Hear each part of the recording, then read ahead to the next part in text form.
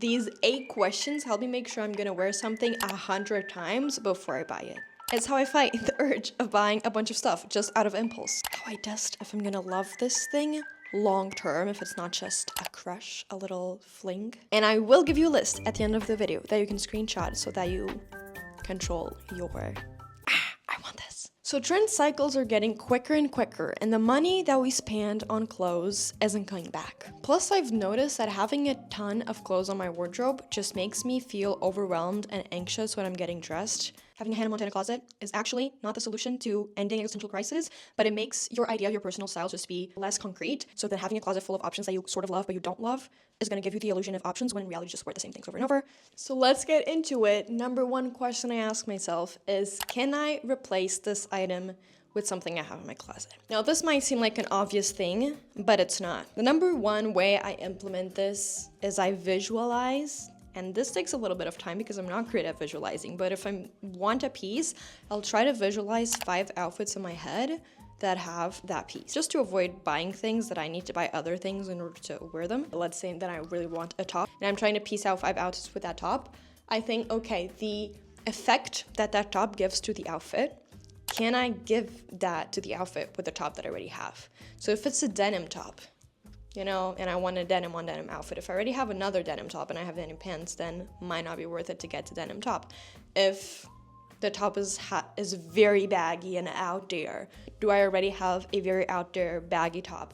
If the top is like orange, I'm like, okay, I'm clearly wanting a pop of color here. Don't I already have a very bright colored top that is similar that I can wear to the same occasions? That is important. When you're thinking about, can I replace this item with something I already have? It has to be good for the same occasion. So maybe you already have a denim top, but it's very out there. And this one is something that you can wear in your day-to-day life to your work. And sometimes we buy something for a specific idea we have in our heads, and then we realize that besides that idea, we really don't know how to style it, and it ends up just getting dust in our wardrobes. All of these things are very obvious, but if we don't have a list in our minds when we're buying things, it's very easy to not have them in consideration, and that is what's missing. It's not that we're dumb, we just don't have a process for when we're buying things. Now, here's the tricky thing. I have heard recently very opposite advices on the internet, and I'm not even sure where I stand by on them, but I want to present both, because a lot of people have been saying that if you love a specific silhouette or type of clothes,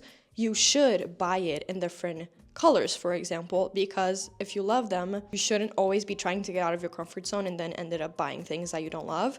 You should stick to things you already know you love, and it's okay to have multiple things of the same style because you love them and it's your taste. On the other side, we have people that are saying if you already have something in a color, you already have something that fills that purpose, don't buy it in another color. Don't get multiple peplum striped shirts. Don't get multiple baggy pairs of jeans. Don't get multiple cropped denim jackets, because they're all going to serve the same purpose in your wardrobe and you want to experiment to get out there. I understand this perspective. I think that sometimes we're so obsessed with getting out of our comfort zones and buying things that we don't lean into the things we actually love and that are a part of our identity. On the other hand, I get that as much as I love a piece in a store, I'm gonna force myself not to buy it in every single color or in multiple colors, because I know that the outfit I would wear with one, I can wear with the other. I don't want multiple pairs of cowboy boots. I don't want a pair of black loafers and then a pair of brown loafers because they're gonna serve the same purpose. I don't want multiple balloon sleeve shirts as much as I love them, because again, they're gonna serve the same purpose, yada, yada, yada.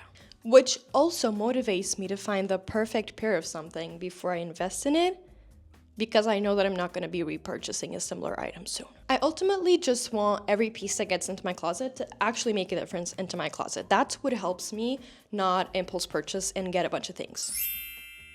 Now, you know what pieces would actually make a difference in my looks? Don't mind my bare face, I'm actually sick, but I really wanted to film this. The pops of colors in these cases. So thank you so much to Casetify for sponsoring this video. They just launched their customizable line where you can write whatever you want on the phone cases, on phone wallets, and a bunch of accessories. You can add pictures, and the colors and fonts they make available for you to choose from are so cute. I love the Skyline font and the Casetify dot font. I decided to have the first one be a handwritten quote what I've been trying to live by this year, which is do not work more than you live. I have very big workaholic tendencies, and so I just wanted to remind myself that it's okay to prioritize joy in life outside of work. But if you don't want to put a quote there, you can also just put photos or whatever your heart desires. And then to go with this case, I got a little phone wallet, which is going to be so useful for when I just go on an errand and I don't want to bring a big bag. And I put my initials on it of my 3 names. As for the second case, I decided to write a word, and I wrote silly on it because I'm a very head on the moon person, and I used to get mad at myself and feel very embarrassed of when I was silly. I just want to remind myself that it is okay to have my head on the moon, and that makes me the person that I am. And then I got a little phone charm to go with it. It's a crossbody charm. Then I got this case, which is kind of puffy, cloudy. It's very soft, and I feel like if my phone falls with this case, it just literally has an airbag on it. And I wrote B on it because this is very silly. I kind of feel embarrassed explaining this right now. But me and my partner, sometimes out of nowhere, we'll just say like, B! Like as a silly thing. I don't know why we do that. So I wrote this on a case because I thought it was hilarious. And then I got my classic initial case. So if these cases caught your interest, if you want to get some personalized stuff or maybe gift someone a personalized case, I think that can also be such a cute gift idea. You can head over to the link in the description box and get 15% off for a limited time only. They have a lot of recycling campaigns where a lot of their cases are made from recycled cases that you can ship back to them. Love the circular economy. That is all back to the video. Now, here comes the second question, which is the annoying one. It's the one you're gonna want to skip. It's the one you're gonna want to find an excuse not to follow, but it is the one that has helped me the most. I've spoken about it so many times on this channel. It's not revolutionary. I bet a lot of people already doing this, but can you wait? And will you wait 1 month to buy that thing? I have a note on my notes app on my phone that is called Do Not Buy. And it's basically my wish list. And every time I see something that I love online, on a store, something that I think I need for my home, anything besides like, you know, find a new pan to cook my vegetables, like anything that I don't actually need. And we tend to say that we need a lot more than we do. I will put it on that notes app and I will wait a month until I buy it. Usually how I'll do it is I'll have like a wish list for the things that I'm allowing myself to buy this month, and then I have a list on the same notes below that is like the next month's name, and is where I list all the things that I'm thinking I love. And then when the next month comes, and this is not valid if it's like the 31st of the month and then the day after you're like, oh, I can already buy it. But I go there, I dump everything. It kind of helps me fulfill my urge to buy because I'm not forgetting about it. I'm noting it down that I wanted somewhere. And most times when the month passes, I'll notice that either the piece was very trendy, or I actually don't love it that much, or I actually prefer it in another color, or I've seen something else that I want more. Because our brains are tricky. Sometimes I see something online, I think that I love it, but then a month passes, I'm like, actually, it was the spur of the moment. I don't actually love it that much, but I wouldn't be able to tell if I loved it long term had I bought it then. Now, the biggest hack to making this work is if you want something and you want to buy it on a secondhand app like Depop, Vinted, do not enter the app until that month has passed. Because the thing is, if I go on a secondhand app and I see something that I love, I know that probably someone's going to buy it before me. You know, there's only one of each, so it really makes me want to buy it in the moment. So I do not enter secondhand apps until I'm sure that it's been a month that I like something. Now I'm gonna get a little bit deeper into the story of these barrel pins that I bought because I feel like it illustrates very well my process of buying something, but it might be boring. So if you want to skip it, here's a timestamp. Just want to get a little bit more personal into how I do things. So the rule that I have for myself currently in my the stage of life is I try not to buy more than 2 to 3 clothing pieces every month. I know for some people this might be crazy because it's not a lot or it's a lot. I'm not saying it's like strict, but most months I will follow it, and it's usually secondhand. So with these barrel pins that I wanted, the way that I figured out I really wanted them was I started noticing all these outfits and reels that were appearing on my Instagram that I loved, and I noticed that something about them was they had very funky black pants. And black pants are a staple that until now I hadn't realized I didn't own. I literally only had one pair of black pants, black jeans, and they were bell bottoms. I haven't been liking bell bottoms for the past like 2 to 3 years, so I haven't worn these pants in like probably 3 years. And so I realized that there were two things here: the need for a staple pair of black pants and me loving outfits that had very funky black pants. Something I've been trying to do is buying elevated basics. So instead of buying a basic that is very basic, I buy it with a twist so that I can easily have funky cool outfits without having to put a lot of effort in. So I went to secondhand apps, couldn't really find what I was looking for. I went on Google and did a reverse image search, and I was like, oh, all the pants I'm seeing have the barrel effect, but it's very sublime, and I want something that's more dramatic. So I went into a fast fashion store, and I was like, I hate buying fast fashion, but this is a staple, and I'm not saying I'm perfect. I'm gonna try them on, and maybe I'll buy them. I saw the pants. I really liked them, and even though they were the silhouette that I really liked, they were of a flowy material. So the bagginess, the circle silhouette they had kind of wasn't stiff because the material was flowy. So even though they were very, very pretty and fitted super nicely on my body, I knew that they weren't really giving the specific thing I wanted, and that could be fine. But I was like, okay, since this is fast fashion, I'm not gonna buy them. And one day I was on Vinted because I was waiting for a bus. And all of a sudden on my For Me page, I see a pair of pants that were exactly the pants that I liked that had been posted on the app 15 minutes ago.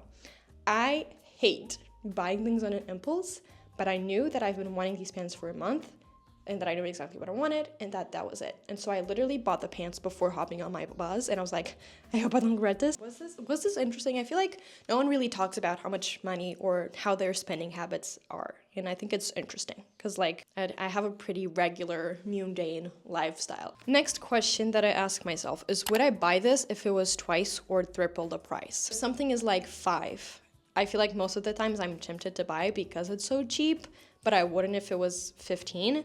And the truth is, adding things just because they're kind of cute and cheap is not the way to develop your personal style. I just want to highlight that having a wardrobe with few pieces that you love is going to make you feel so much greater when you're building an outfit, when you're looking at your closet, when you're stressed out in the morning, than having a bunch of options, but none of them is really that cute. Next question I ask myself is, can I buy a less trendy version of it? Because we all know that there's been hyper trendy items that a bunch of people get, but then 1 month later, most of us see it so much online that we don't even love it that much anymore. You can see that with the moto boots. I'm not calling out anyone, by the way, if you own these pieces. It's just pieces that a lot of brands make dupes and similars, and you just start to see it everywhere. The Onitsuka Tigers, this green print dress, the Brazil t-shirt. A good way to see if it's very trendy is to see if it's being sold similar models of it in multiple stores and brands. I'll try to find less trendy versions of it, and if I don't love the other versions, it probably means I don't love the other item as much as I wanted. I just love how it's paired and styled, and I've just been seeing it a lot. Try a more classic approach to a trendy piece, and you'll probably love it for longer. That's basically what I'm trying to say. Now, the next question, we've already kind of went through it, but is this the best version of this item that I could get? And I think this is very hard to do because sometimes you just want something and you might not love it, but it's still cool. Try to be very picky and ask yourself, is this the best version that I could get of this? Or is something icky? And if it's icky, you wait and you find your soulmate later. Asking yourself, is this the material I want? Is this the silhouette I want? Is this perfect size? Is it the exact color? I've been looking for this specific model of jackets for a long time, and I found one in a secondhand shop, but it was purple. And honestly, the jacket was beautiful, but I don't own anything purple, and I think there might be a reason for that. I don't love purple, so I was like, okay, this is very cool, and I'm kind of bummed that I'm not gonna get this jacket because the fit is exactly how I would like to have one, but it's purple, and I just don't see myself leaning into purple. And being more picky with materials, honestly, I'm still bad at this. I'm bad at prioritizing the material of something, but it's just so annoying when you buy clothes that are from that cheap polyester.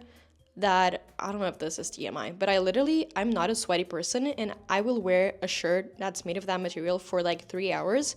I'll take it off and it will be stinking. Knowing your closet, understanding what thought patterns you have when you're shopping is so important to then know what silhouettes you lean towards, what colors you lean towards. That doesn't mean that you don't want to get things that are outside of that, but it also helps you make decisions. And then the next question I ask myself is this unrealistic for my lifestyle? And I want to say hi to everyone that is new to this channel because I'm very aware and very happy because we have reached 90,000 subscribers, and a very, very big contributor to that was my last video that I did about how to find your personal style. And one of the things I mentioned was exactly like, what are the 3 main occasions that are part of your lifestyle? Because that is how you also figure out what clothes to buy. Knowing the main things you get dressed for can really help you make decisions. And I just wanted to take this question to say thank you to everyone that's new, because I'm literally jumping out of happiness, and I got to celebrate the 90,000 subscribers by going out and eating sushi. And I'm very frugal. I rarely like to pay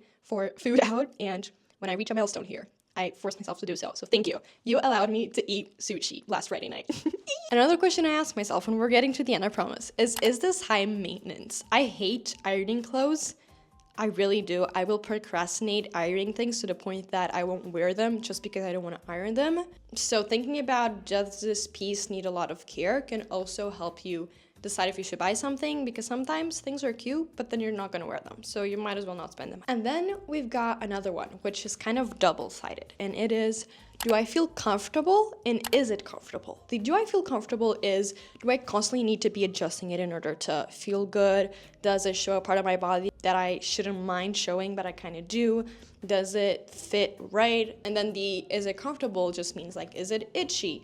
Is it like easy to wear? I don't need to be doing a bunch of things. Again, I don't need to like be constantly adjusting how it fits. There's a lot of trends we see a bunch of people wear, and then we get them and we ignore that there's something about it that is not very natural for us, or doesn't, feel comfortable wearing, or isn't comfortable wearing. And I think we do things for fashion, beauty is pain, but sometimes it's just not worth it. And last but not least, this is a much more specific thing, but I thought I would include this, which is it pre-styled clothing? I think the fast fashion brands especially have been betting a lot on pieces that are already layered, or like combinations that come together, and those things tend to be a lot more hyper trendy than the other options. And I would just say, if something is freestyle, and here are a couple examples, I would avoid buying it, and I would rather get the actual individual pieces. So yeah, I have a second channel where I talk about relationships and money and more serious things, so you can follow me on there if you're interested.